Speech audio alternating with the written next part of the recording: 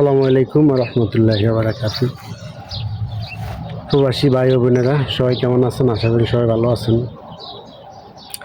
আজকে আপনাদের মাঝে একটা গুরুত্বপূর্ণ কথা নিয়ে আসছি। কথাটা হলো, এই যে মুচি দেখতেছেন,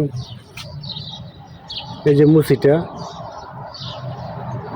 এই মুচিটা যদি পারেন আপনারা মাসে একটা খাইবেন। কারণ হচ্ছে প্রবাসে অনেক মানুষ আছে, প্রবাসে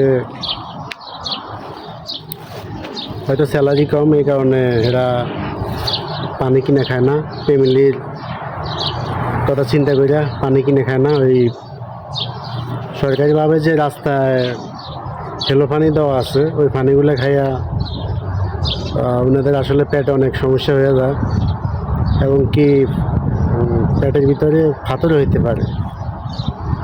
মানে এই পানির জন্য, প্রবাসের পানির জন্য পেটের ভিতরে হয়তো পাথর হইতে পারে, ঠিক আছে? তো আমি বলবো বাংলাদেশি ভাই বোনেরা যারা প্রবাসে আছেন তাদের জন্য এই যে এই কালারটা দেখে খাইবেন। যে এই কালারের যে মুচিগুলা, এটা এটা খাইলে মনে করেন যে ভিতরে যে ময়লাগুলো আর কি, শরীরের বিষ ব্যথা কমে, এবং কি পেটের ভিতরে যে পাথর হওয়ার সম্ভাবনা কম থাকে। আর যদি আপনাদের কাছে টাকা পয়সা ইনকাম ভালো হয়, পানি কিনে খাইবেন, লোকাল পানি খাইবেন না।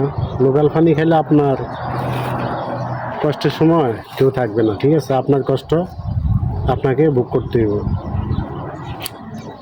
এই যে মুচি, এটা যদি পারেন মাসে 2টা খাইবেন, 2টা না হলেও প্রতি মাসে একটা হইলেও খাইবেন।